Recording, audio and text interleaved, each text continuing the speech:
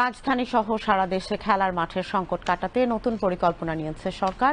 যুব ও ক্রীড়া প্রতিমন্ত্রী আমিনুল হক জানিয়েছেন, প্রতিটি ওয়ার্ডে ফুটসাল খেলার সুবিধা নিশ্চিত করা হবে, যেন সব বয়সের মানুষ সহজেই খেলার সুযোগ পায়।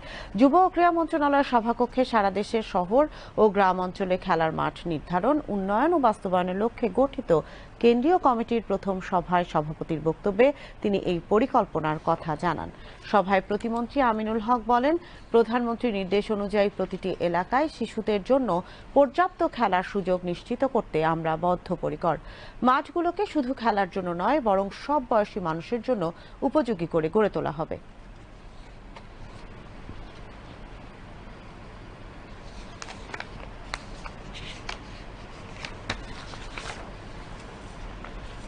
যারা আমাদের ছোট ছোট শিশুরা রয়েছে, আমাদের তরুণ প্রজন্ম রয়েছে, আমরা মাদক থেকে দূরে রাখার জন্য খেলা হবে অন্যতম একটি মাধ্যম, এবং সেই খেলার জন্য আমরা মাঠ দরকার, এবং সেই মাঠটি আমাদের ঢাকা শহরে বিশেষ করে অত্যন্ত অভাব। কারণ আমরা যেখানেই বিগত সময় দেখেছি খালি জায়গা ছিল, সেখানে স্থাপনা তৈরি করা হয়েছে। কিন্তু আমাদের মাননীয় প্রধানমন্ত্রীর যে ডিজাইন, যেখানেই খালি জায়গা থাকবে সেখানে আমরা খেলার মাঠ তৈরি করবো, যাতে এলাকার প্রত্যেকটি শিশুরা, তরুণ প্রজন্ম যাতে খেলাধুলার মাধ্যমে তাদের শারীরিক মানসিক বিকাশ ঘটাতে পারে, এবং তারা যাতে মাদক থেকে দূরে থাকতে পারে। এবং আমাদের যে চলমান একটি প্রক্রিয়ার ভিতরে রয়েছে যে ডিভাইসের আসক্তি থেকে যাতে আমাদের তরুণ প্রজন্ম যাতে দূরে থাকতে পারে।